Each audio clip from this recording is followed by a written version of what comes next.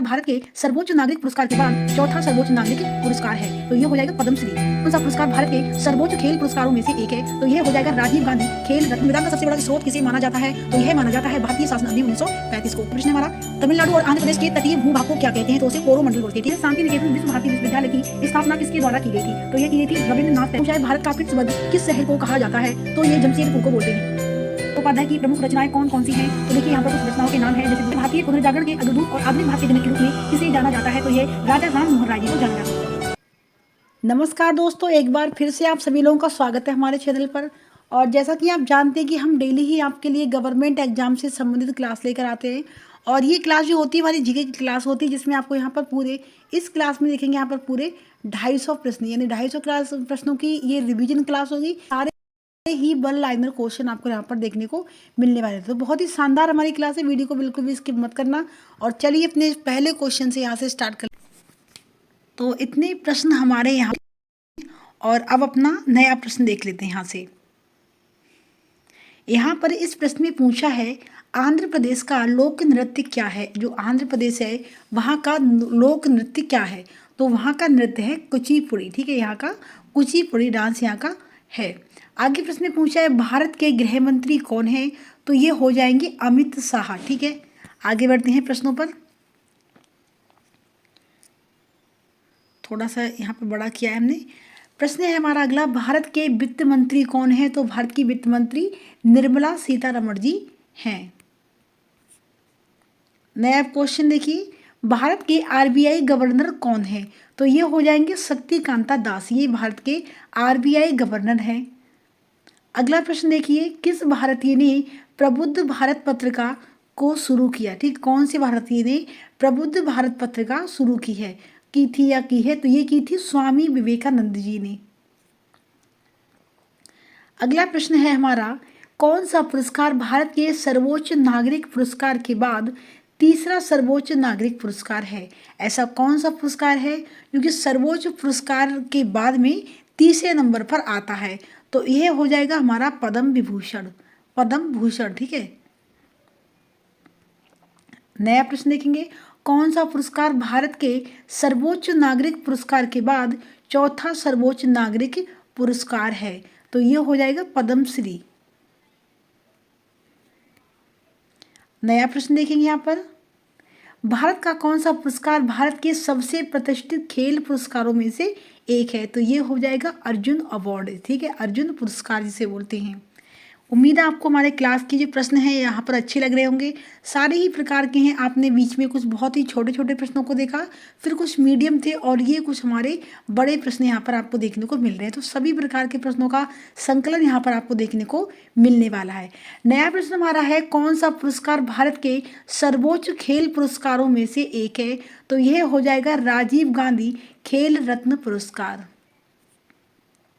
नया प्रश्न हमारा, पंचशील किस वर्ष प्रतिपादित किया गया था, तो यह 1954 में यानी 1954 में किया गया था। अगला प्रश्न हमारा, तानसेन का वास्तविक नाम क्या था, तो इनका नाम था रामतनु पांडे, जिनको तानसेन के नाम से जो फेमस है, जो कि अकबर के दरबारी थे, ये नवरत्नों में से एक। तो इनका जो पूरा रियल नेम है वह है रामतनु पांडे, लेकिन इनके लिए तानसेन के नाम से ज़्यादा ख्याति प्राप्त है। नया प्रश्न देखिए, सांची का स्तूप किस राज्य में स्थित है, तो यह मध्य प्रदेश में है। कहाँ पर है ये, मध्य प्रदेश में बनाया गया है सांची का स्तूप, जो कि भगवान बौद्ध का प्रतिमा है। वहाँ का प्रतिमा नहीं, उन्हीं का एक बौद्ध स्तूपों में से एक है। नया प्रश्न है यहाँ पर, हैदराबाद किस नदी के किनारे बसा है, तो ये बसा है मूसी नदी के किनारे। अगला प्रश्न है, लावनी और तमाशा किस राज्य के लोक नृत्य यानी फोक डांस है, कौन से राज्य के, तो ये हो जाएंगे महाराष्ट्र के। अगला प्रश्न देखेंगे यहाँ पर, विश्व की सबसे पहली अंतरिक्ष महिला यात्री कौन थी, यानी ऐसी कौन सी महिला है जो विश्व में सबसे पहले अंतरिक्ष में गई थी, तो उनका नाम है वेलेंटाइन टेरेस्कोवा। ठीक है, वेलेंटाइन टेरेस्कोवा इनका नाम है। अगला प्रश्न है, भागवत धर्म में कितने प्रकार की भक्ति का उल्लेख है? तो इसमें टोटल 9 प्रकार की यानी नवदा भक्ति का उल्लेख देखने को मिलता है। फिर बढ़ते हैं अपने अगले क्वेश्चन की तरफ। इसमें पूछा है भारत में हरित क्रांति के जनक कहे जाते हैं, कौन कहे जाते हैं? तो ये एम.एस. स्वामीनाथन। आगे प्रश्न है यहाँ पर, रामकृष्ण मिशन की स्थापना किसने की थी? तो स्वामी विवेकानंद जी ने की थी स्थापना इसकी। अगला प्रश्न में पूछा है भारत का पिट्सबर्ग किस शहर को कहा जाता है? तो ये जमशेदपुर को बोलते हैं। आगे बढ़ेंगे अपने अगले प्रश्नों पर। जयप्रकाश नारायण को कौन सी उपाधि दी गई थी? तो इनके लिए लोकनायक की उपाधि दी गई है। फिर है हमारा नया प्रश्न, गांधी जी ने कौन से कॉलेज से पढ़ाई की थी? तो इन्होंने श्यामल दास कॉलेज जो कि भावनगर में है, वहाँ से इन्होंने कॉलेज की पढ़ाई करी थी। अगला प्रश्न हमारे यहाँ पर है जिसमें पूछा है कौन से शासक ने अपनी आत्मकथा फारसी में लिखी है? तो ये लिखी है जहांगीर ने। नया प्रश्न हमारा, भारत में पोलो खेल का प्रचलन किसने किया था? तो ये किया था तुर्कों ने। ये पोलो खेल है उसका प्रचलन जो है वह तुर्कों ने किया था। आगे प्रश्न में पूछा यहाँ पर किस युद्ध में सबसे पहली बार यूपों का उपयोग किया गया था? तो ये किया गया था सबसे पहले पानीपत के प्रथम युद्ध में। अगला प्रश्न हमारा पूछ रहा है अमृतसर नगर की स्थापना किसने की थी? तो यह गुरु रामदास जी ने की थी इसकी स्थापना। फिर हमारा प्रश्न है यहाँ पर अनवर ए सोहेली ग्रंथ किसका अनुवाद है? तो यह पंचतंत्र का अनुवाद है। नया प्रश्न हमारा इसरो के हेडक्वार्टर्स कहाँ पर है? तो यह बेंगलोर में बना हुआ है, ठीक है। और इसरो एक वैज्ञानिक संस्थान है जो कि हमारे भारत का वैज्ञानिक अनुसंधान केंद्र है ये। नया प्रश्न यहाँ पर पूछ रहा है संसद में कौन से 2 हाउसेस होते हैं, यानी कौन से 2 सदन होते हैं? तो ये 2 सदन होते हैं, एक होता है लोकसभा, एक होता है राज्यसभा। अगला प्रश्न पूछ रहा है भारत का सबसे छोटा राज्य कौन सा है? तो ये गोवा हो जाएगा। भारत का एरिया के हिसाब से यानी क्षेत्रफल की दृष्टि से सबसे छोटा राज्य जो है वह गोवा हो जाएगा। और सबसे कम जनसंख्या वाला राज्य हमारा कौन सा हो जाएगा? वह सिक्किम हो जाएगा। अगला प्रश्न है रामायण के लेखक कौन थे? तो यह थे वाल्मीकि, ठीक है। कौन थे? वाल्मीकि जी हैं रामायण के रचयिता। भारत में ब्लू सिटी के नाम से किस शहर को जाना जाता है? बहुत ही इंपॉर्टेंट प्रश्न है और बहुत ही सिंपल प्रश्न है। यानी नीले शहर के नाम से जो शहर विख्यात है वह हो जाएगा जोधपुर। एक प्रश्न बनता है भारत में पिंक सिटी के नाम से किसे जानते हैं? तो पिंक सिटी किसे बोलते हैं हम? उसे जयपुर को बोलते हैं पिंक सिटी, ठीक है। पिंक सिटी जयपुर हो जाएगा। और ब्लू सिटी की बात किया है तो ये जोधपुर हो जाएगा। अगले प्रश्न में पूछा है भारत में कौन सी नोट इशू सिस्टम फॉलो की जाती है? तो ये की जाती है मिनिमम रिजर्व सिस्टम। नेक्स्ट प्रश्न है हमारे यहाँ पर भारतीय संविधान में कितनी भाषाएं हैं? तो इसमें टोटल 22 भाषाएं सम्मिलित हैं। नेक्स्ट प्रश्न है हमारा भारतीय विज्ञान दिवस किस दिन मनाया जाता है? तो ये 28 फरवरी को मनाते हैं राष्ट्रीय विज्ञान दिवस। एक बार हम फिर से, मैंने आपको पहले ही बता दिया है कि एक मैंने क्लास बनाई है जिसमें सारे ही अंतर्राष्ट्रीय और राष्ट्रीय दिवसों को उसमें याद कराया है। तो और सारे ही दिवस को हमने एक ट्रिक के द्वारा बनाया है। एक ट्रिक बनाई है एक मंथ के लिए। इसी हिसाब से टोटल 12 ट्रिक हैं जिससे आपको 12 महीनों के दिवसों को याद कर सकते हैं बहुत ही सिंपल तरीके से। तो अगर आप चाहते हो उस वीडियो को देखना तो उस वीडियो का लिंक भी इसी क्लास की डिस्क्रिप्शन में है, आप जाकर देख सकते हैं। अगर आपको यहाँ देखने को नहीं मिल रहा है तो आप एक बार मेरे चैनल पर विजिट करें, वहाँ पर आपको भारत के एक राष्ट्रीय और अंतर्राष्ट्रीय दिवस करके क्लास होगी, वहाँ पे आप जाके देख सकते हैं। चलिए अपना अगला प्रश्न देख लेते हैं हम। राष्ट्रीय खेल दिवस किस दिन मनाया जाता है? तो ये मनाते हैं 29 अगस्त को। अगले प्रश्न है हमारा कंप्यूटर साक्षरता दिवस किस दिन मनाया जाता है? यह मनाते हैं 2 दिसंबर के लिए, ठीक है, 2 दिसंबर के लिए। नया प्रश्न है, केंद्रीय उत्पाद शुल्क दिवस किस दिन मनाया जाता है? तो ये 24 फरवरी को मनाते हैं। फिर प्रश्न में पूछा है, हिंदी दिवस किस दिन मनाया जाता है? तो ये 14 सितंबर को मनाते हैं हिंदी दिवस। अगला प्रश्न, शिक्षक दिवस किस दिन मनाया जाता है? तो ये 5 सितंबर को मनाते हैं। ठीक है, 5 सितंबर को टीचर्स डे सेलिब्रेट करते हैं। नया प्रश्न है, किसान दिवस किस दिन मनाया जाता है? तो ये 23 दिसंबर को मनाया जाता है। अगला प्रश्न हमारा, भूवैज्ञानिकों के अनुसार आज जहाँ हिमालय पर्वत है वहाँ पर पहले क्या था? जहाँ पर आज आपको हिमालय पर्वत देखने को मिलता है उससे पहले वहाँ पर क्या था स्टार्टिंग में? तो सबसे पहले यहाँ पर तिथिस नाम का सागर था। ठीक है, और उसी से जो मिट्टी बालू निकलती थी उससे निकल कर साइड से होती गई लहरों से, और वहाँ पर हिमालय पर्वत का निर्माण हो गया। तो सबसे पहले यहाँ पर क्या था? यहाँ पर तिथिस नामक सागर था। नया प्रश्न है हमारा, कौन सा अभ्यारण्य जंगली हाथियों के लिए प्रसिद्ध है? तो ये हो जाएगा पेरियार, जो कि केरल में बना हुआ है। पेरियार अभ्यारण्य जो कि कहाँ पर है? केरल में स्थित है, और यहाँ पर जंगली जानवर बहुत ज़्यादा फेमस हैं। नया प्रश्न है, कोयला की सर्वोत्तम किस्म कौन सी होती है? तो ये होती है एंथ्रेसाइट वाली। ठीक है, एंथ्रेसाइट जो होती है ये कोयला की सबसे उत्तम यानी सबसे अच्छी नस्ल होती है। नया है, सिंधु घाटी की सभ्यता में एक बड़ा स्नानागार कहाँ मिला है? जो सिंधु घाटी सभ्यता है, इंडस वैली सिविलाइजेशन, उसमें एक बड़ा स्नानागार मिला है, तो वह देखने को मिला है मोहनजोदड़ो में। अगर आपको हमारे प्रश्न अच्छे लग रहे हैं, हमारी रिवीजन क्लास पसंद आ रही है, तो आप लोग वीडियो को तो लाइक करके ही जाइए, और साथ ही साथ आप चैनल को भी सब्सक्राइब कर लीजिए, क्योंकि डेली ही ऐसी क्लास आपको देखने को मिलेगी जो शाम के 4:30 बजे मैं डालती हूँ। तो आप इस क्लास का फ़ायदा उठाना चाहते हैं अगर, तो आप लोग चैनल को सब्सक्राइब करना बिल्कुल भी नहीं भूलें। नया प्रश्न देखेंगे, ऑपरेशन फ्लड कार्यक्रम के सूत्रधार कौन थे? तो ये थे डॉक्टर वर्गीज कुरियन। फिर यहाँ पर है, भारतीय इतिहास में बाजार मूल्य नियंत्रण पद्धति की शुरुआत किसके द्वारा की गई? तो अलाउद्दीन खिलजी के द्वारा की गई थी।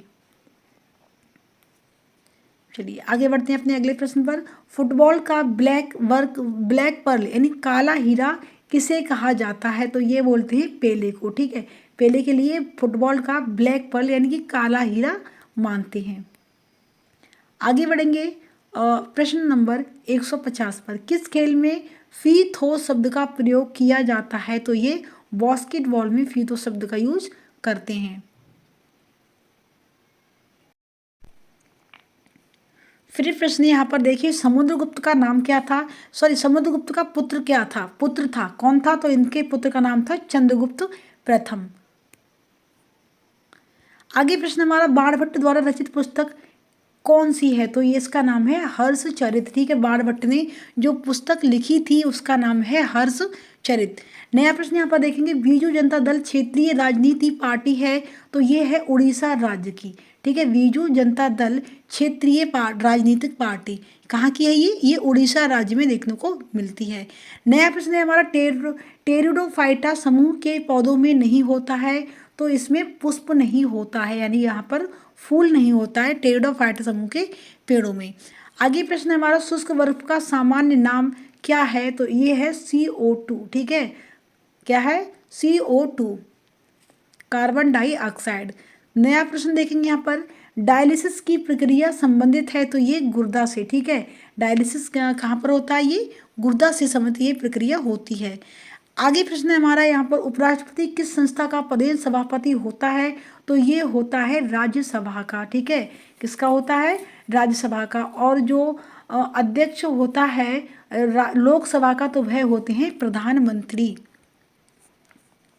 आगे बढ़ते हैं अपने अगले प्रश्न पर, भारत के संविधान में बजट को क्या कहा गया है? तो इसमें कहा गया है वार्षिक वित्तीय विवरण। नया प्रश्न देखते हैं अपना, अब फटाफट से रिवीजन करेंगे क्योंकि ज़्यादा टाइम लगेगा। अगर हल्के हल्के तो फिर हमें बहुत ज़्यादा कम समय लगेगा, इसलिए हम कम समय में ज़्यादा प्रश्नों को सॉल्व करने की कोशिश करते हैं। भारतीय संविधान का सबसे बड़ा स्रोत किसे माना जाता है? तो यह माना जाता है भारतीय शासन अधिनियम 1935 को। आगे प्रश्न में पूछा है किस राज्य के नाम में परिवर्तन करने का अधिकार किसका है। किसी राज्य के नाम में परिवर्तन कर सकते हैं, उसे छोटा या फिर बड़ा कर सकते हैं, तो इसका अधिकार है मात्र संसद को। ठीक है, किसको है ये अधिकार सिर्फ संसद के लिए प्राप्त है।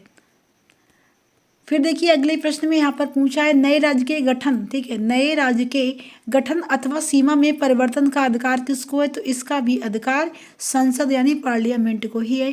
किसी राज्य की सीमा को छोटा करना या उसकी सीमा को और बढ़ाना, उसके नाम में परिवर्तन करना, उसको छोटा करना या बड़ा करना, या फिर उसका पूरा ही चेंज कर देना, इन सभी का जो अधिकार है वह किसको दिया है, संसद को दिया गया है। फिर प्रश्न है संघीय मंत्री परिषद किसके प्रति उत्तरदायी हैं, तो ये लोकसभा के प्रति उत्तरदायी होते हैं। प्रश्न है हमारा अगला, भारत के किस राज्य में प्रथम बार राष्ट्रपति शासन लागू किया गया था। तो सबसे पहले जो राष्ट्रपति शासन लागू किया गया था तो वह केरल राज्य में किया गया था। अगला प्रश्न है हमारा, राज्य की कार्यपाल का शक्ति किसमें निहित होती है, तो यह राज्यपाल में निहित होती है। आगे प्रश्न है हमारा, तमिलनाडु और आंध्र प्रदेश के तटीय भूभाग को क्या कहते हैं, तो उसे कोरोमंडल बोलते हैं। ठीक है, क्या बोलते हैं, कोरोमंडल। आगे प्रश्न में देखते हैं, यहाँ पर पूछा है हिमाचल प्रदेश में कौन सा दर्रा है जिसके सहारे सतलज नदी प्रवेश करती है, तो ये हो जाएगा सिपकिला दर्रा। दर्रों से संबंधित भी एक क्लास आपको मेरे चैनल पर देखने को मिल जाएगी, जिसमें मैंने सारे ही दर्रों को एक ट्रिक के हिसाब से याद कराया है और बहुत ही सिंपल तरीके से आपको वहाँ पर दर्रे याद हो जाएंगे। तो आप लोग एक बार उस वीडियो को भी देखिए और आप देखिए कि आपको वो क्लास कैसी लगती है। अगला प्रश्न हमारे यहाँ पर पूछा है पेट्रोलॉजी किसका अध्ययन कहलाता है, यानी पेट्रोलॉजी के अंतर्गत किसका अध्ययन करते हैं, तो चट्टानों का अध्ययन हम पेट्रोलॉजी के अंतर्गत करते हैं। नया प्रश्न यहाँ पर देखिए, सेमी से कम वर्षा वाला क्षेत्र कौन सा है, तो ये हो जाएगा कश्मीर में लेह। ठीक है, कश्मीर में लेह लद्दाख जो क्षेत्र है वहाँ पर सबसे सेमी से भी कम वर्षा होती है। अगला प्रश्न है वृद्ध गंगा के नाम से किस नदी को जाना जाता है, यानी बूढ़ी गंगा के नाम से, तो ये है गोदावरी नदी को, इसको बृहद गंगा के नाम से जानते हैं। आगे प्रश्न है भारत में कुल कितने मुख्य बंदरगाह हैं, तो ये है मात्र 13। ठीक है, भारत के अंदर मात्र 13 मेन बंदरगाह देखने को मिलते हैं। साइलेंट वैली किस राज्य में स्थित है, तो ये हो जाएगी केरल में। ठीक है, साइलेंट वैली जो है वह केरल राज्य में स्थित है। नया प्रश्न यहाँ पर देखिए, विश्व का सबसे बड़ा महाद्वीप कहाँ पर है, तो ये एशिया में है, जो कि विश्व का क्षेत्रफल का लगभग 30% हिस्सा अकेले घेरे रखता है। फिर अपना अगला प्रश्न देखेंगे, विश्व का सबसे छोटा महाद्वीप, तो ये हो जाएगा ऑस्ट्रेलिया, जो कि खुद एक महाद्वीप भी है और एक देश भी है। अगले प्रश्न है विश्व का सबसे बड़ा महासागर, तो ये हो जाएगा प्रशांत महासागर। नया प्रश्न देखेंगे यहाँ पर, विश्व का सबसे छोटा महासागर कौन सा है, तो ये छोटा हो जाएगा आर्कटिक महासागर। नेक्स्ट प्रश्न है विश्व का सबसे गहरा महासागर, तो ये हो जाएगा प्रशांत महासागर, ये सबसे गहरा है। फिर देखिए प्रश्न है विश्व का सबसे बड़ा सागर, तो ये हो जाएगा दक्षिणी चीन सागर, ये विश्व का सबसे बड़ा सागर है। तो देखिए कितने कितने अच्छे यहाँ पर आपको प्रश्न देखने को मिल रहे हैं। आगे प्रश्न है विश्व की सबसे बड़ी खाड़ी, तो ये हो जाएगी मैक्सिको की खाड़ी। प्रश्न भले ही छोटे हों लेकिन बहुत ही इंपॉर्टेंट प्रश्नों को हमने यहाँ पर ऐड करा है। सारे ही प्रश्न ऐसे हैं जो कि किसी न किसी एग्जाम में आपको देखने को बैक टू बैक मिल रहे होंगे। विश्व का सबसे छोटा द्वीप, तो ये हो जाएगा ग्रीनलैंड, ये विश्व का सबसे छोटा द्वीप देखने को मिलता है। नया प्रश्न है विश्व का सबसे बड़ा द्वीप समूह, तो ये हो जाएगा इंडोनेशिया। देखा कितने अच्छे जिसमें प्रश्नों को संकलित किया हमने। फिर देखिए विश्व की सबसे लंबी नदी, तो ये हो जाएगी नील नदी, जिसकी लंबाई 6650 किलोमीटर है। और विश्व की सबसे दूसरी लंबी नदी हो जाएगी अमेजन नदी। फिर देखिए अगला प्रश्न है विश्व की सबसे बड़ी अपवाह क्षेत्र वाली नदी, तो ये हो जाएगी अमेजन नदी, और ये विश्व की दूसरी सबसे बड़ी नदी है। विश्व की सबसे बड़ी सहायक नदी, तो सहायक नदी हो जाएगी मेडिरा, जो कि अमेजन की सहायक नदी है। नेक्स्ट प्रश्न है विश्व की सबसे बड़ी व्यस्त व्यापारिक नदी, तो ये हो जाएगी राइन नदी। उम्मीद है आपको क्लास में बहुत ही अच्छा मजा आ रहा होगा, यानी प्रश्न आपको ऐसे देखने को मिल रहे हैं जो एकदम से गोल्डन है। नया प्रश्न देखेंगे विश्व का सबसे बड़ा नदी द्वीप कौन सा है, तो ये हो जाएगा माजुली, जो कि भारत में स्थित है। अगला प्रश्न है विश्व का सबसे बड़ा देश, तो ये हो जाएगा रूस। ठीक है, रूस जो है वो विश्व का सबसे बड़ा देश है। जनसंख्या के मामले में सबसे बड़ा राज्य कौन सा है भारत में, तो ये हो जाएगा उत्तर प्रदेश। फिर देखिए यहाँ पर क्षेत्रफल की दृष्टि से भारत का सबसे बड़ा एवं सबसे छोटा राज्य कौन सा है, तो ये हो जाएगा, बड़ा हो जाएगा राजस्थान और छोटा हो जाएगा गोवा। ठीक है, क्षेत्रफल की दृष्टि से सबसे बड़ा राजस्थान और क्षेत्रफल की दृष्टि से सबसे छोटा राज्य यहाँ पर गोवा देखने को मिलता है।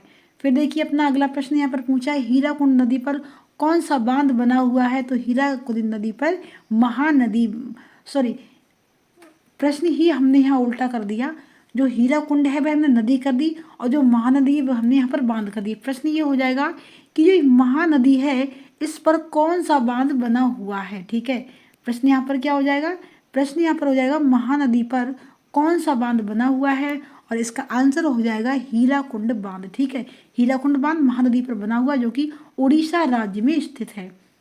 अगला प्रश्न देखिए यहाँ पर, भारत में सबसे अधिक वन किस राज्य में पाए जाते हैं, तो ये मध्य प्रदेश में देखने को मिलते हैं सबसे अधिक वन। अगला प्रश्न है, कामाख्या शक्तिपीठ मंदिर किस राज्य में स्थित है, तो ये असम में है जो कि उत्तरांचल पर्वत पर स्थित है ये मंदिर। अगला प्रश्न है, सवाना घास के मैदान किस महाद्वीप में हैं, तो ये अफ्रीका महाद्वीप में देखने को मिलते हैं सवाना घास के मैदान। नया प्रश्न है, भाभा परमाणु अनुसंधान केंद्र कहाँ स्थित है, तो ये ट्राम्बे मुंबई में स्थित है भाभा परमाणु अनुसंधान केंद्र। अगला प्रश्न है हमारा, मौसम संबंधित परिवर्तन वायुमंडल की किस परत में होते हैं, तो ये क्षोभ मंडल में होते हैं। फिर देखेंगे अपना नेक्स्ट प्रश्न, संसार का सबसे बड़ा सागर कौन सा है, तो संसार का सबसे बड़ा सागर दक्षिणी चीन सागर पर्वत यहाँ पर हो जाएगा।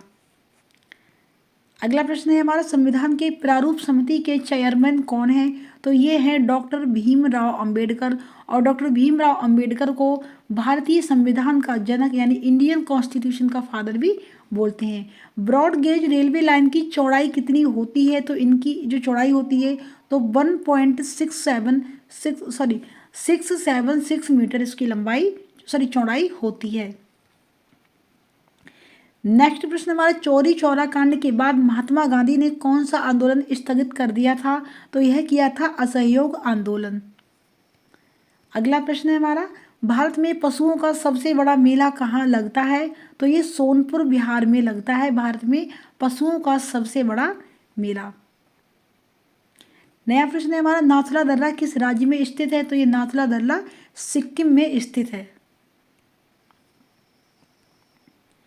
नया प्रश्न देखेंगे, सूर्य की सतह का तापमान कितना होता है, तो इसका तापमान होता है 6000 डिग्री सेल्सियस। अगला प्रश्न है हमारा, ब्रॉड गेज रेलवे लाइन की चौड़ाई कितनी होती है, तो इसकी चौड़ाई होती है 1.676 मीटर।